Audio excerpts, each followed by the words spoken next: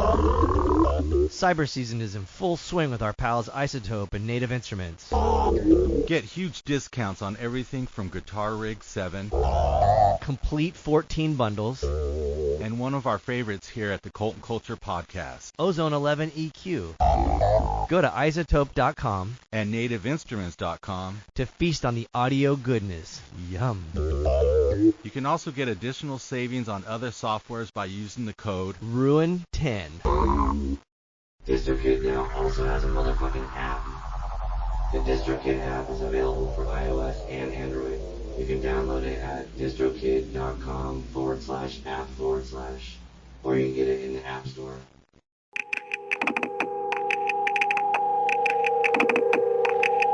Hello, welcome to episode 9 of the Cult and Culture Podcast, presented by Planet B.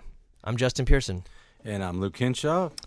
And this episode features Martin Atkins, who is known for his drumming in bands such as Public Image Ltd, Ministry, Nine Inch Nails, Pigface, Killing Joke, Brian Brain, and probably some other stuff. Probably a lot of other stuff. Also, he's a teacher at SEA in Chicago. Writes a bunch of books like Tour Smart and Band Smart. He has a coffee thing happening, coffee bean roasting thing. I don't know. The dude's insane. He's got dolls now. So anyhow, we caught up with him. He does. He does. So yeah, I mean, for me, I grew up, listening to all of his music, and then at some point, we ended up collaborating on a track with him on the new Planet B album. So. So he's featured on the upcoming Planet B record, and we met up with him. He's also at a SEA in Los Angeles. Yep. And he was giving a lecture, so we just met up with him before. We went up to Los Angeles, recorded this podcast, and kind of dove into... That drive was brutal. It was a brutal drive. We actually missed him in his hotel and had to go meet him at the venue. Yeah. Which is understandable. It's LA and San Diego is becoming one big thing, I think. Yep, and it worked out. Yeah, it was awesome, and he, we also got to see him play drums and stuff too, and part of his lecture, which was fantastic. The dude rips. So yeah, it's an honor to be able to hang out with the dude, and it's an honor to have him on our record.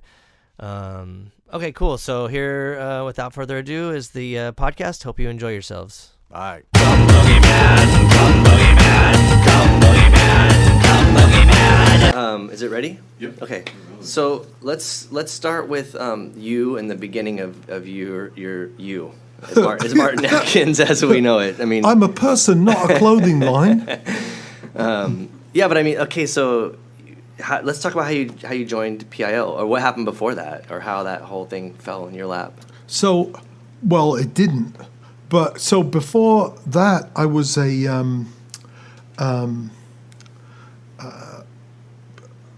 just a drummer in the north of England, and doing 8 shows a week, 7 nights, Sunday afternoons, backing strippers. So when punk hit, I started playing when I was 9, joined my first band when I was 11, and so I was at 16. I was like jaded, technically proficient, and perfect for punk. Oh yeah. Which wanted to be like fuck proficiency, except Chris Spedding played guitar on some Pistol stuff. They needed proficiency, but with a fuck off attitude. Sure. So that was me. But I went down to London for some auditions, and auditions for what? Just different things. To not be in a band in the north of England. Oh, sure. Okay. 250 miles, but it was one end of the country to the other. Spiritually, just it's like New York, LA, Scotland, London. Sure. And so my dad arranged for me to have a ride to London with a moving company, and I did a bunch of auditions, and I had a ride back Thursday morning. I ran out of money by the Tuesday. I was in a pub. I just said to the barman, "Could you tell everybody in the pub I don't have any money? I don't have any way. Is there anybody I could stay with?" What was I, 16 or something? And so the morning the Wednesday, and I'm leaving the Thursday with this ride, I get Melody Maker, which came out in London on a Wednesday, everywhere else in the country on a Thursday. And there was an ad, it said, drummer required for band with rather well-known singer. I'm like, this is John's new thing. So I called the number. Hello, Virgin Records. Oh, yeah. I'm like, oh, shit. I'm like, okay, I'm your guy. I'm really good and I don't give a shit. They're like, yes, you sound like you could be, but and they're like, auditions are Friday. I'm like, oh, I'm leaving Thursday. Can I have an audition tonight or tomorrow morning? They're like, no, auditions are Friday. And I'm like, I can't do it. And I don't know what I could have done. There was no like PayPal or well, there might have been Western Union. I said, I have to go back to the north of England. And once I was in the truck, getting the ride home, I'm like, oh, I just fucked up. And so every mile going back to the north of England. So as soon as I got there, I told the guys I was in a band with, I'm moving to London, I'm through with this north of England shit. And he said, you're right, we'll move down with you. And for the next year and a half, I just kept calling Jeanette, Virgin Records. So, I got to know Jeanette Lee. And then she gave me a home number. She wasn't there one time. I ended up talking to her mum. So for 18 months, I was like, I worked really hard to stumble into that opportunity. Sure. Again. And they made it easy because they went through like 7 or 8 drummers. So in you 18 months. missed the Friday tryout then. You just randomly kept going back and being persistent. Yeah. Wow. So that inevitably changed your life. Well, and they kept firing drummers. Yeah. Jim Walker left really quickly. They set fire to 2 drummers. Literally? Yeah. Yeah. All right. Yeah. And so at some point I'm thinking, oh, this is the job for me. Yeah. But I think because I felt like I was so close to having that chance, and it became a thing for me. So why do you think you survived it, I guess, the tryout period that they were having? Because, well, maybe this is like weird speculation, but I feel like when you came into the picture, there was a huge shift in the way the band was sounding or, what it was producing. Well, I mean, I'd love to say, yeah, but... Well, I can say yeah for you, and then you... But I think so one of the things that I'm looking at, and I'm trying to distance myself and not say, yeah, I was the shift. I think what happened, people are allocating all of this strategic. It was then that John decided P.I.L would be all about the drums. No, Keith was on heroin and Wobble quit. Yeah. So it's me and John. Sure. You've got drums and John. Okay. It wasn't like we thought this through. This was just carnage in front of us that we navigated. Sure. So I think if Nick Launay and I had presented John with some like, here we go, here's the track, boom, da, boom, boom, da, boom, da, boom, boom, wait for the tambourine, boom, boom, da. He would have been like, oh fuck, well let's get a bass player in here, right? But we presented him with Under the House Floor and Closed Walls, Banging the Door, etc. Yeah. It's like, oh, we'll go with that. Okay. And that was like, in retrospect, it's like the weirdest stuff of that time for a major label. Like, it doesn't make sense, I guess. Right. And so I'm trying to navigate this part as well. There are people who are attributing all kinds of things to John who don't understand what we were doing or the situation. And all they know is to say, okay, John was the band leader, therefore assuming he went into the studio with, here's this song, Under the House. Martin, I want you to do triplets. Hit the... Nick, get ready with the flamenco hand claps. We're going to pan it left to right. Because that's what they... Maybe Bono does that. I don't know. Sure. But it was the opposite with P.I.L. And what John did, which nobody is talking about because everybody... And he's he's going along with this idea of like band leader. Sure. You know, God bless him. But what he did was elbow the music business out of the way with his notoriety. Oh yeah. You know, and opened up this rare opportunity to be like, hey, we can do this. People will do it. People will spend a few minutes listening to this.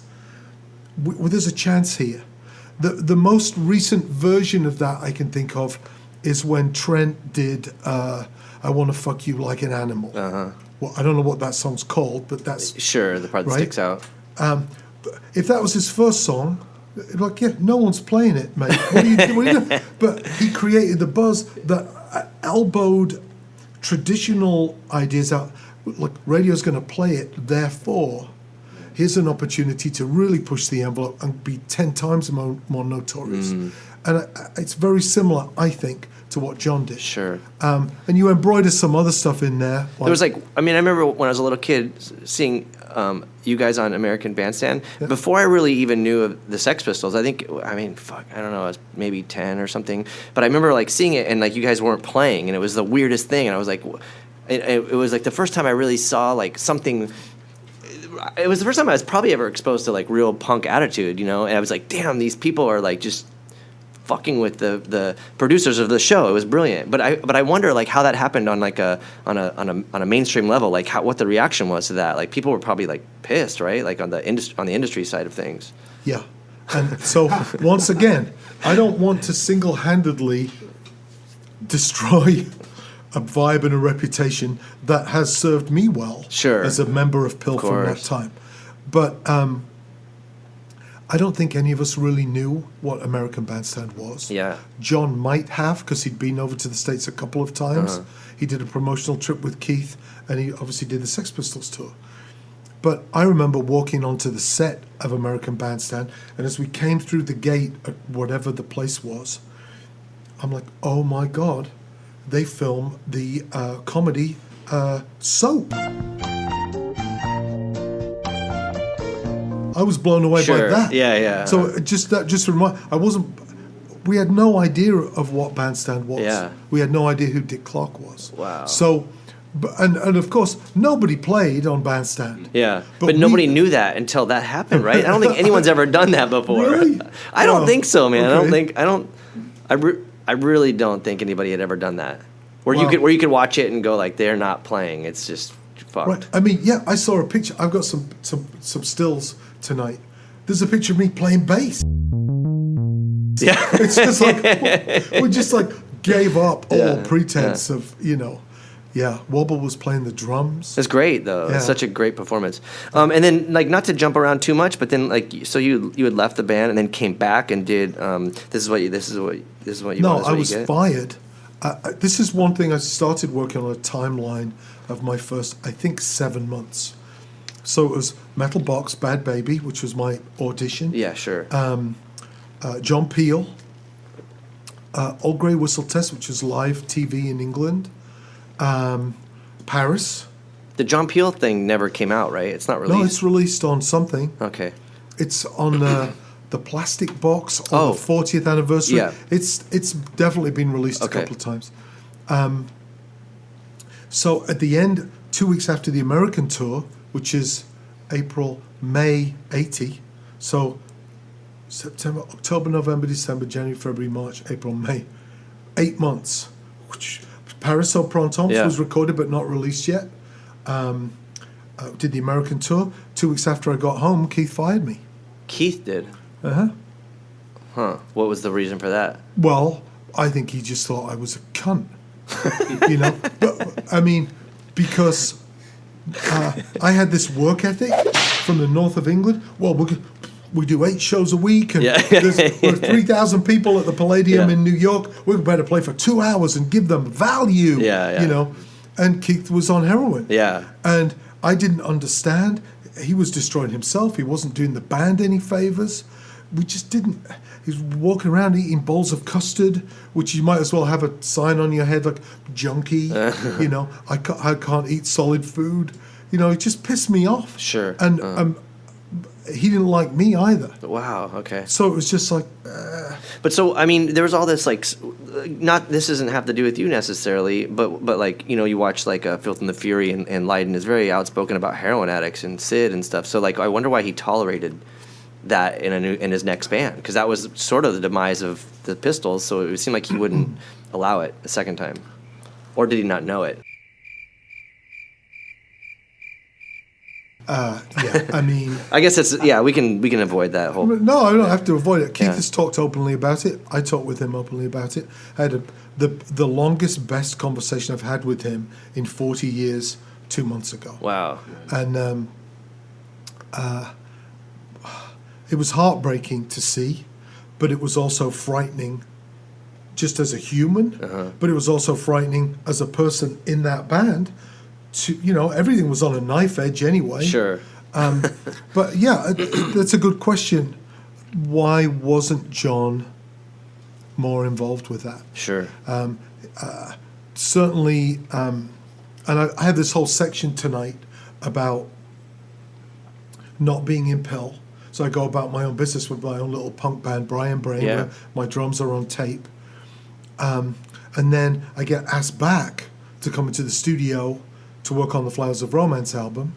But I only have 2 days because I've got a second or third Brian Brain US tour booked. So they asked me back, but Keith was very...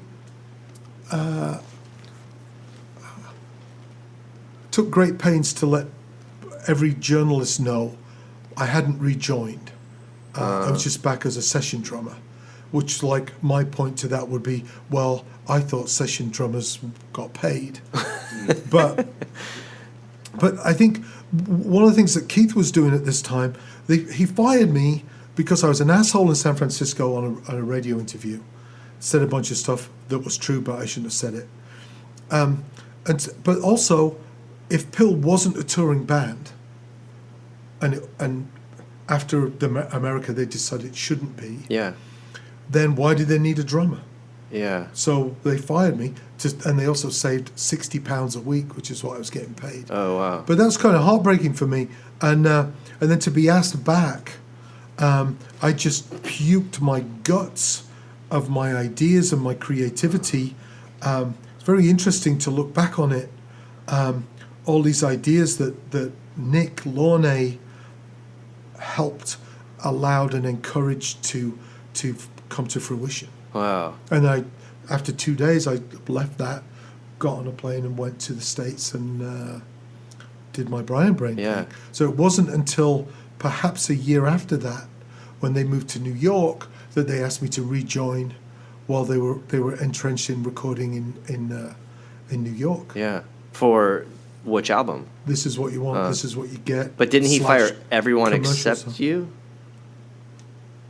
Because there's that video. It's just, isn't it just you like doing this weird shit and John singing and like like where's Yeah, the but rest that of the was band? after that. Yeah. That was after that. There was a time in New York where it was me, John, and Keith. And then we had Pete Jones come over and play bass.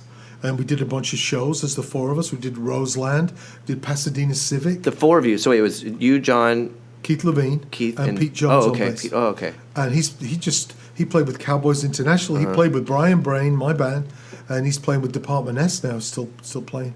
And so there's this whole mess around a Japanese tour, the first Japanese tour, where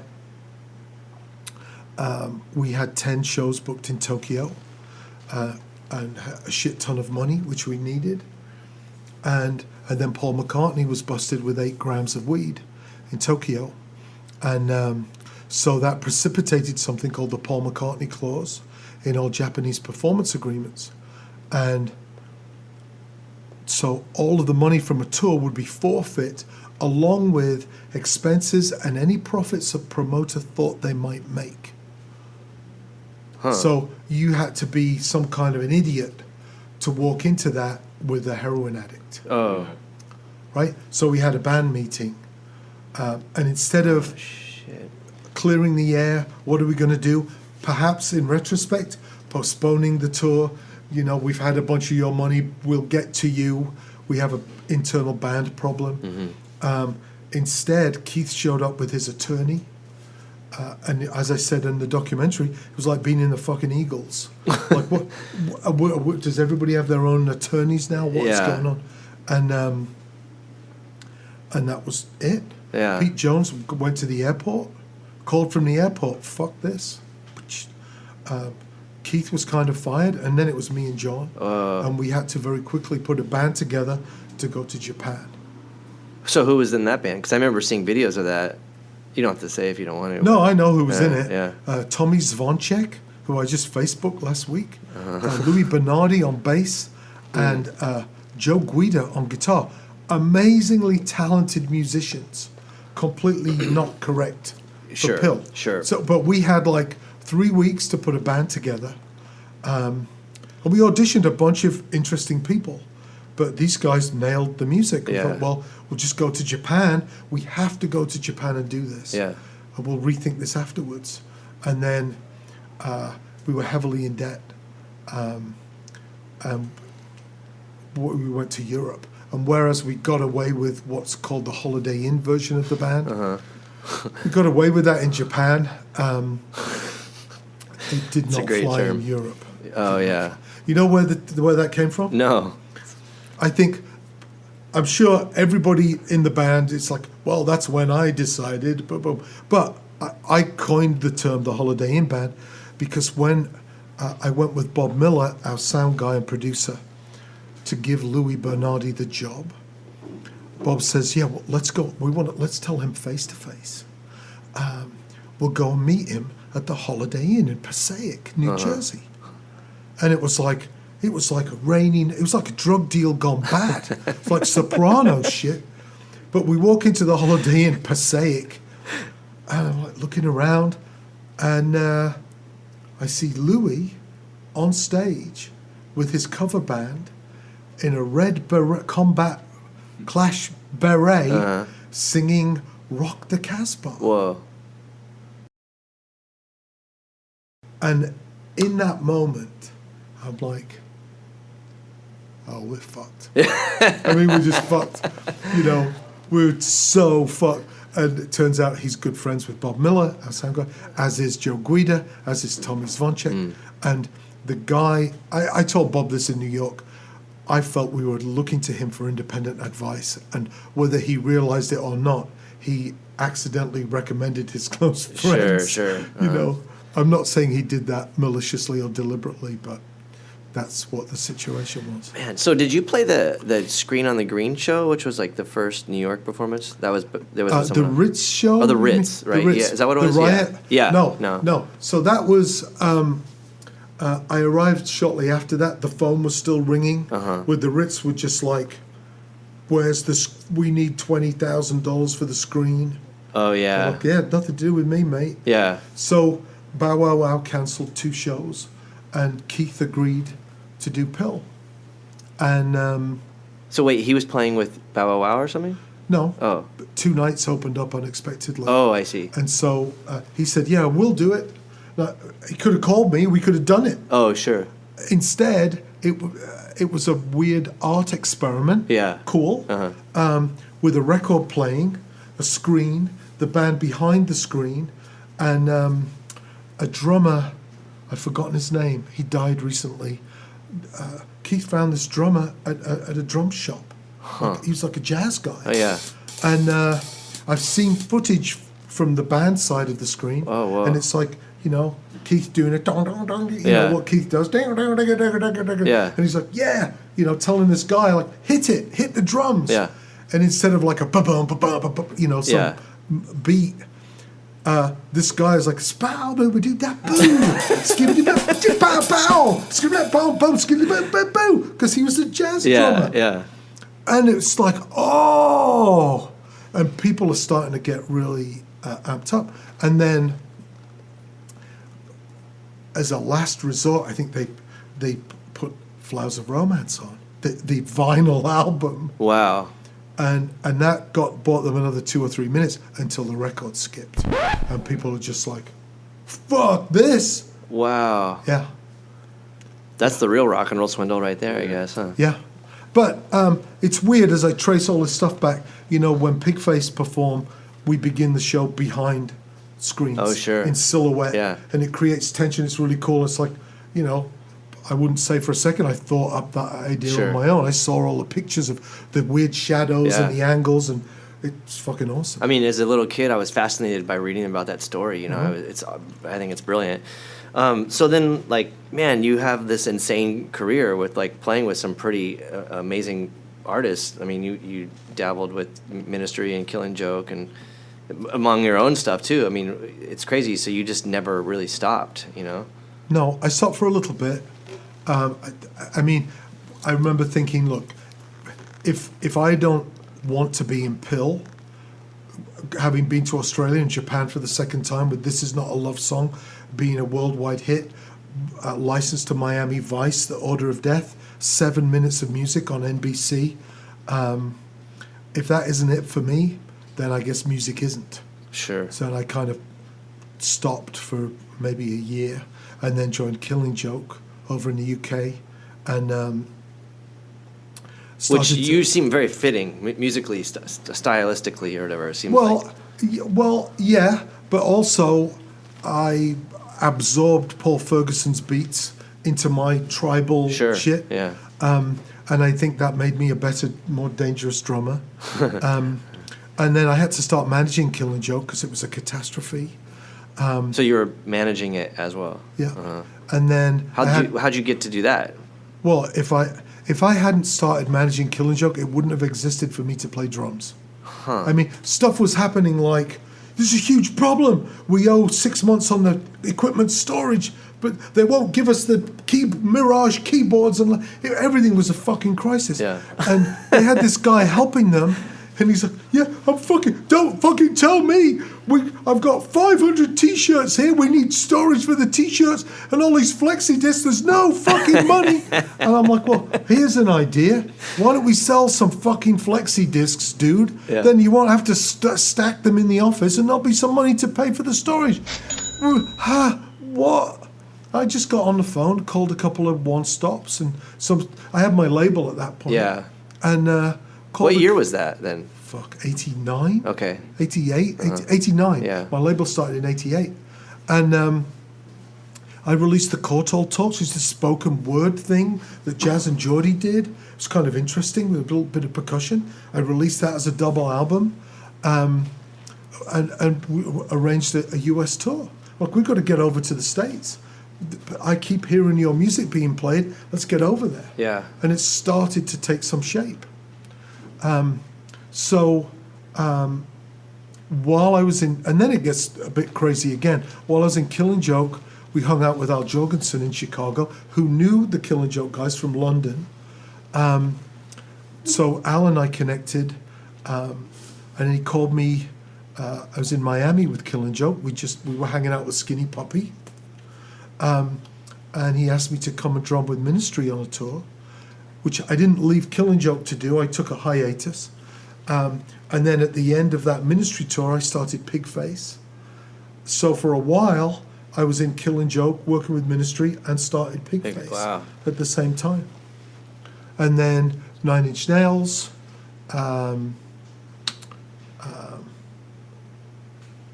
a lot of Pigface, a lot of stuff with my own label, some music in China. And then I completely take a detour into writing books, teaching, and speaking. Yeah. So let's talk about your teaching thing. How did that come into play? Because it's pretty impressive in itself. Thank you. But completely accidental. I went to Columbia College, Chicago, because we were putting 2-bus, 3-band package tours together with Pigface and other artists. 20,000 promotional CDs, 80,000 promotional postcards with 10 different partners. I mean, we were doing some shit. And I heard about internships. So I went to Columbia with a quick presentation. This is why you should give me like 5 interns now. And at the end of the presentation, they're like, when can you start? Huh. I'm like, I could take interns now. They're like, no, when could you start teaching? I don't feel dirty. So I thought the craziest thing I could do is to say yes. And so I did. And then the first class, everybody's sitting there with this book, and it was Theatrical Touring, 1962. I'm like, we can't use this book. What do you know? So I started to write Tour Smart. And I kind of thought that I would wind things down. You know, I'm 59 now. What was I then? 49? 49, it was 10 or 11 years ago. Got 4 kids, you know. Seemed perfectly reasonable for me to like start winding things up, teach out, you know, teach to the grave. And then Tour Smart took off. I started speaking, and I was delivering these very dry, serious, here's this information speeches. And I'm like, God, this isn't, people need to be here and engaged. How can I do that? So I started to fuck around within that PowerPoint format, within that throwing things at people, which is stuff I did as a punk. We used to throw bananas at the audience with Brian Brain, and now I throw muffins. It's like the same shit, different context. And that just started building up. Like, so this is my 4th book that I'm working on. I successfully pledged campaign. It's still going on. I'm going to Medellin in a month, Toronto, Sao Paulo, Santiago, Manchester, London, Edinburgh, Glasgow. Yeah. It's like, it's crazy. Wow. So, but now I've kind of, whereas the traditional guy, which I don't know what part of me that is, would say to me, you're doing a little bit much. Calm it down. So this 4 days in LA, I did 2 classes for Kevin Lyman at USC on Tuesday, DIY marketing and branding. I played drums with Ruby on Wednesday night at Echo. That's Leslie Rankine from Silverfish. She's fucking amazing. Last night I showed up at Stories and did 20 minutes just from the hip, which was kind of made me nervous. I'm like, okay, I like this. And tonight I'm doing this P.I.L presentation. Tomorrow I drum with Ruby at DNA in San Francisco. And Sunday afternoon I'm doing this in a rehearsal room, like an invitation-only thing. And instead of me being tired, I'm actually fueled. Sure. It's like, and so I'm having this kind of like 59-year-old, hey, Martin, turns out you're a drummer, like moment. Yeah. And the more I drum, the more I want to drum, and I'm enjoying that. So I'm trying, but I love writing. I'm starting to do this thing, which isn't going to communicate through the microphone. I'm starting to take the ideas and mix them up a little bit like it's a movie, because movies aren't linear. So I'm mixing my stories up a little bit and enjoying that storytelling thing that I do on NPR and developing that.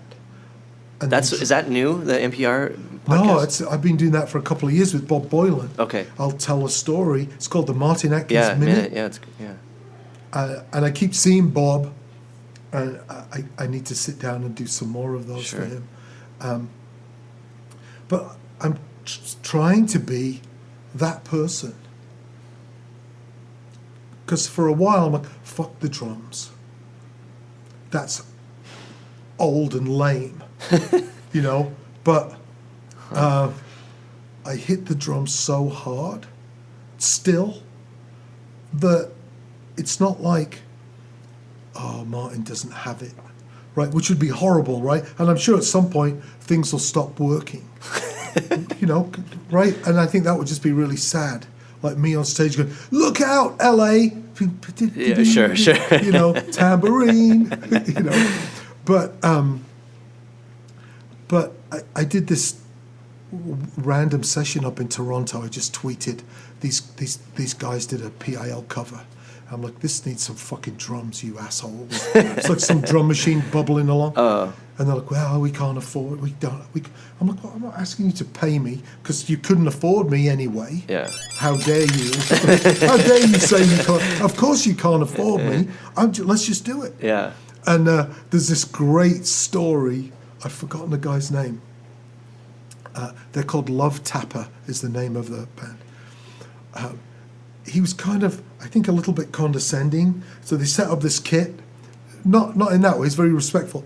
But I set up the kit, and just before I started to check it, he describes me going, "Hey, whoa, watch out. Watch out, I'm about to hit the drums." And he's like, "Yeah? Fuck you, what are you, fuck you? What are you, what?" And then I started to hit the drums, and he was just like, they said the sound pressure levels were just insane. Yeah. So I want to keep doing that. It's crazy because you have to grab that? No, it's okay. It's so weird because, like, I think before we had met, I think P.I.L. had, like, got back together, and I was like, why are these, who are, like, I didn't really know who was in it. I just heard there was a guy from Spice Girls in it, and I was a little confused, and I was like, wow, that's weird. Why would they not get Martin? And then, I guess, naively thinking, like, oh, maybe he's just, like, not playing anymore or whatever. And so however it worked out when we did that improv session in San Diego, like, as soon as you started playing, I was just like, Jesus fucking Christ, this guy is, like, first of all, you're playing in a suit with wearing Doc Martens and, like, beating the hell out of this drum kit. And I felt bad for the drum set. And, dude, I felt bad. I like that. I mean, I felt bad for the drum set. I'm pretty lucky to play with the drummers that I get to play with. So I was like, oh, dude, this guy is on that fucked up level, like, still, like, it's just beyond me. So, like, why would you not go and do it again? Like, why is there not a new thing? Well, I mean, that's complicated. First off, drummers don't leave singers' bands. What do you mean by that? Drummers don't leave singers' bands. Okay. So just imagine being John. And second trip to Japan, Australia, This Is Not a Love Song, Miami Vice, I'm out. I'm done. Sure.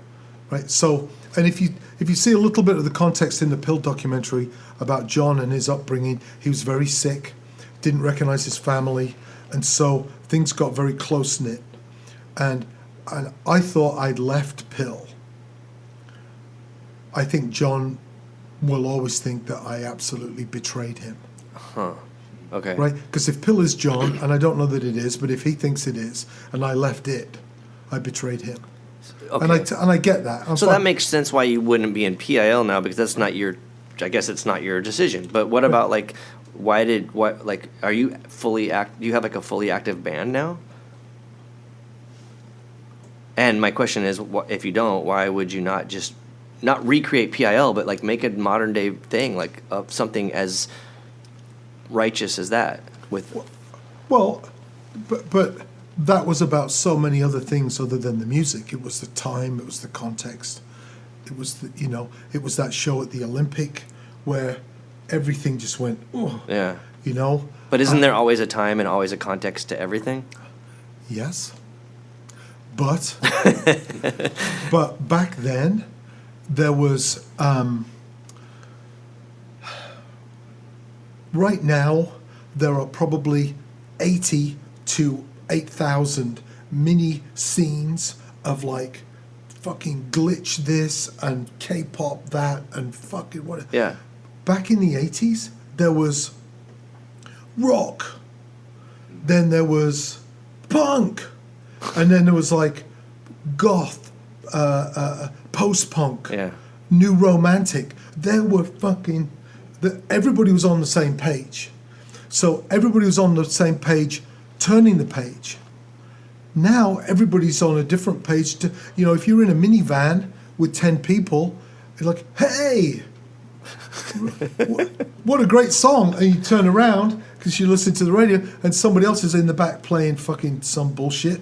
And somebody else is like, yeah, we're listening to something else. Yeah. Whereas back then, where were you when Kennedy was shot? And people are like, oh, they were doing something. And these moments happened in mass media. Now everything's fragmented. So how can you turn the page when some people don't even have a book to turn the page. Sure. They're listening to... That's what I mean about the context. I understand, huh? It was more dangerous to more people. So when we played to nearly 10,000 people at the Olympic, there was a bunch of people who wanted to see the Pistols. There was a bunch of people who bandstand and other things that we only did bandstand the day before, so that they hadn't seen it. But there was a time where all the stuff was bubbling up. Sure. And it was dangerous. There was tension.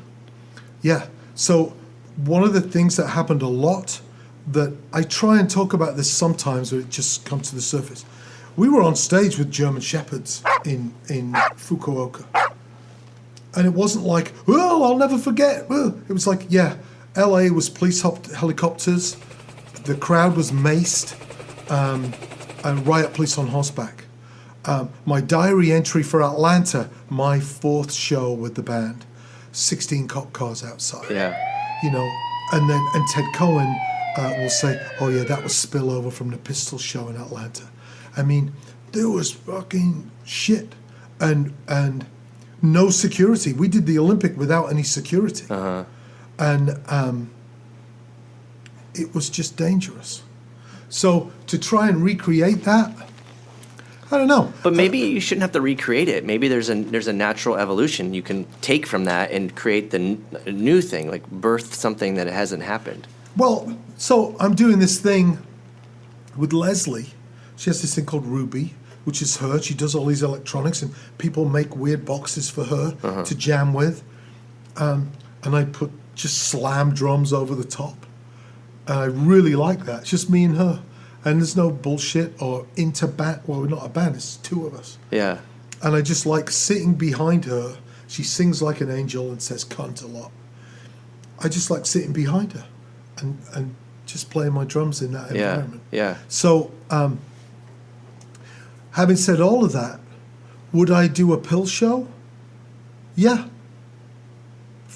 4 songs, 1 show. I'd love to do that. But I don't even really mean a P.I.L show. I mean, like just a new band, you know, with new players. But so okay, so what like why am I not just drumming?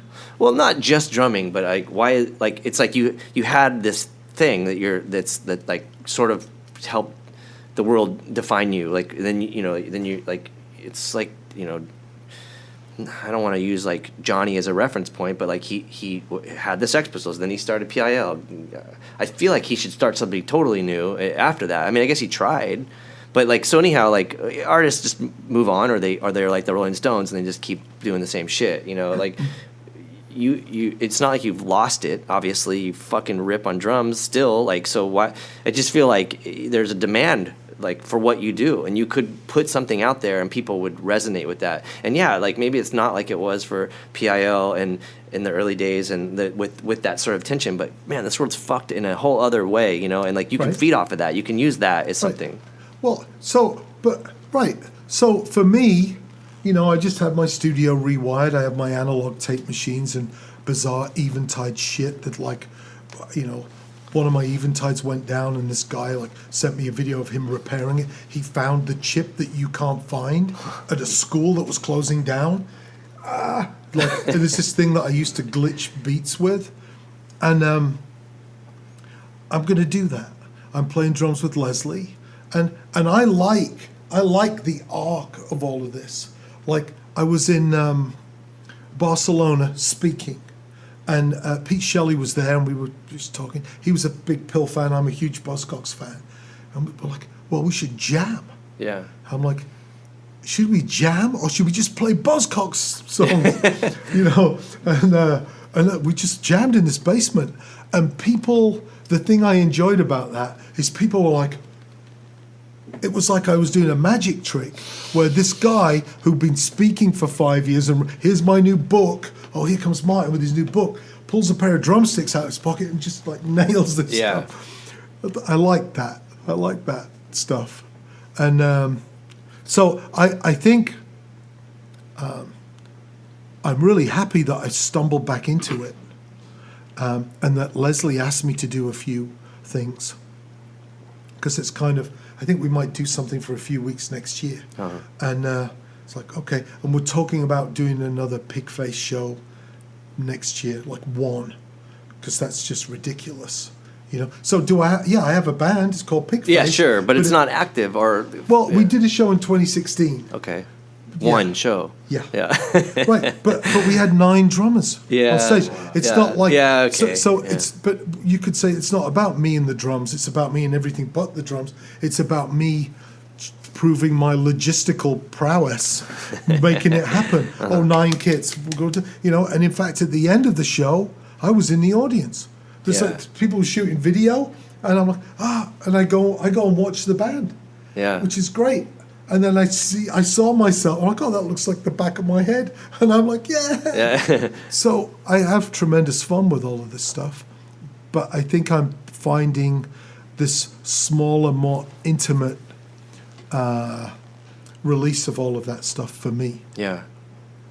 So there is a possibility of recreating. What you said the 4 songs you refer. You said 4 songs referring to Flowers of Romance or something, or. No, I would be lying if I said, if John called and said, "Will you come on stage and do a couple of songs?" Fuck you. Sure. I'd be like, yeah, I'd love to do 3 songs, 1 show. Same with Killing Joke. Yeah. Fucking love that band. Yeah. I saw them in New York, and I'd love to be like, Love Like Blood. Yeah, I remember yeah, doing that.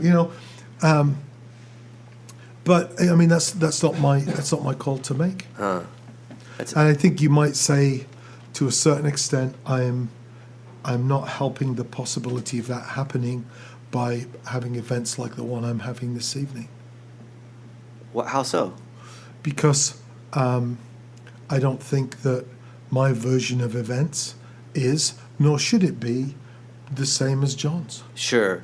But it was a really weird thing that you said about how, like, drummers don't leave singers' bands. But, like, I think that you, as Martin Atkins, can be the one to like harness other instruments, other musicians, another singer, like, for something else, like, and they wouldn't leave your band. It's, I don't know, like, I feel like it's a weird thing to kind of. This might be an interesting thing because I feel like people place too much emphasis on the singer or the vocalist or the front person, which I don't. It's not, like, always accurate. I mean. Well, that's something. So I got my master's degree in January.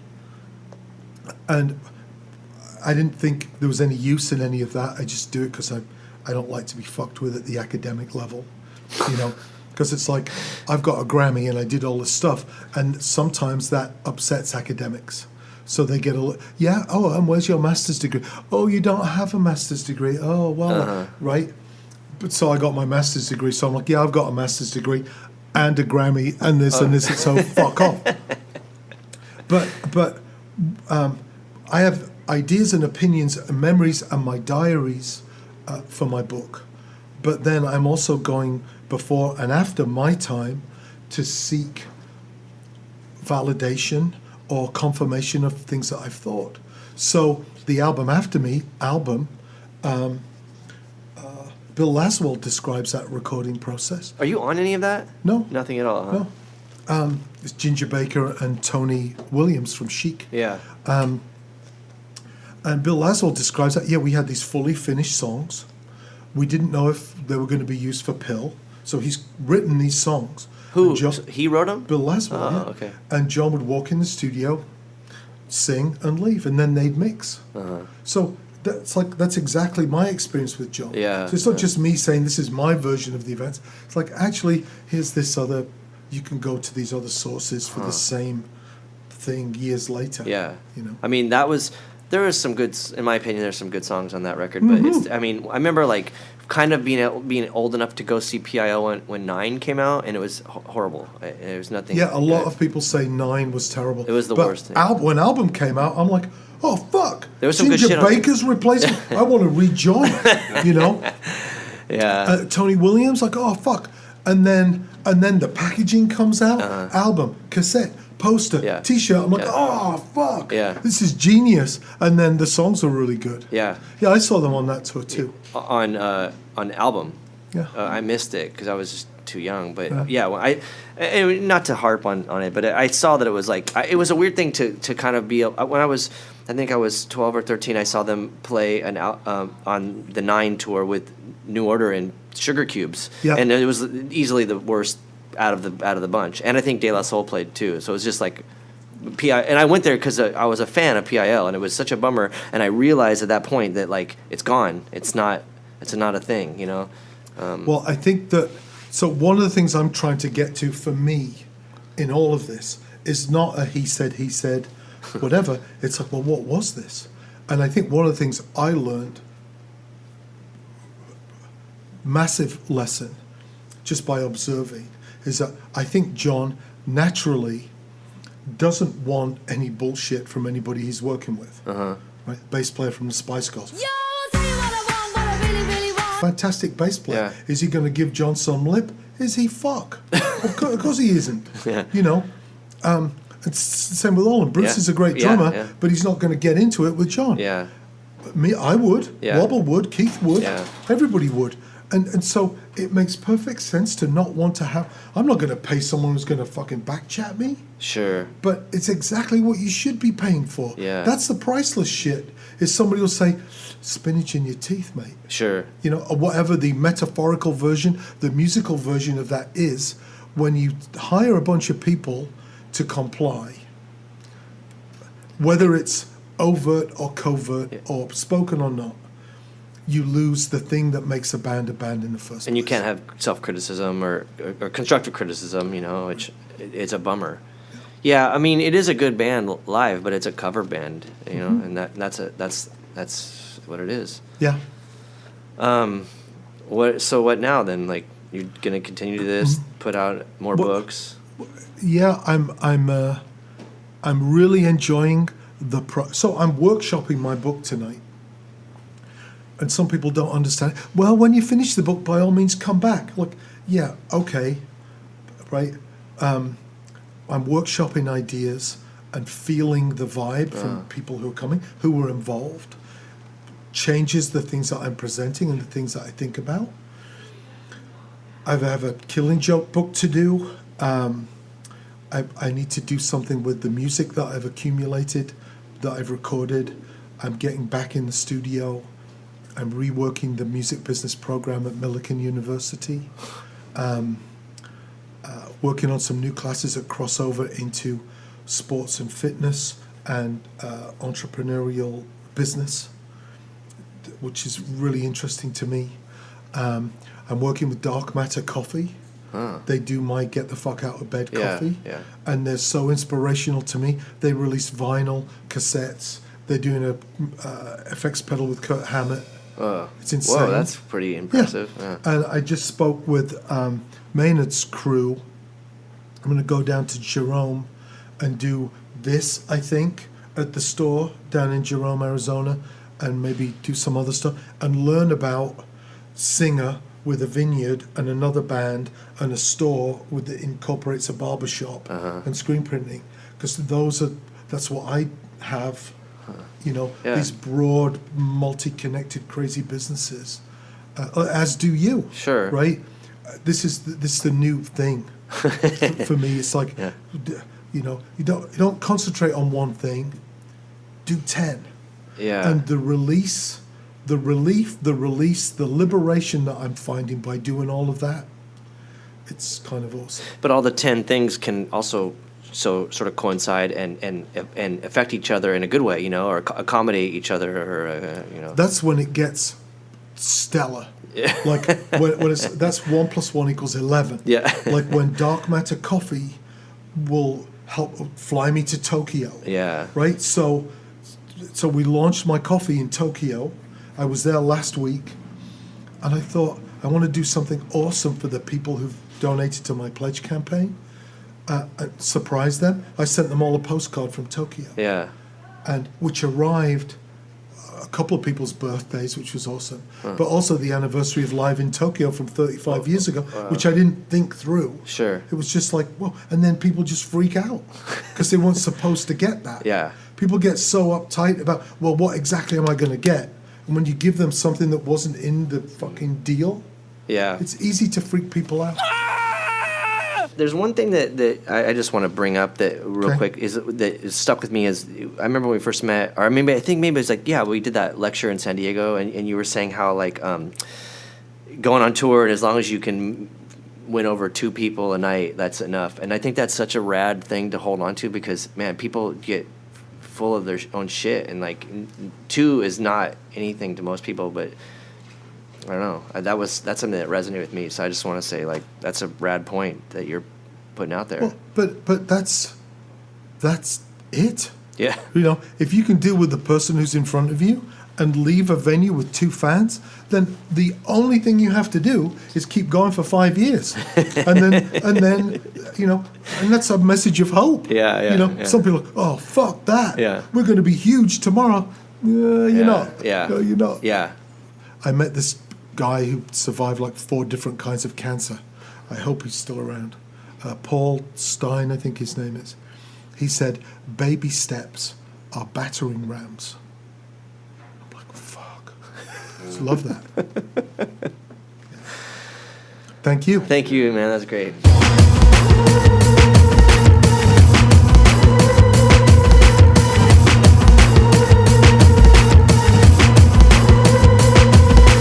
So there you have it. Episode 9 of the Cult and Culture podcast with Martin Atkins.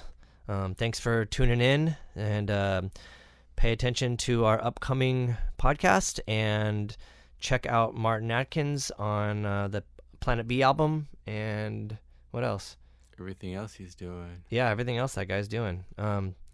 You can hear all of our podcasts on 31G's SoundCloud and also on iTunes, 31G iTunes podcast. Thank you very much. Later. Planet B.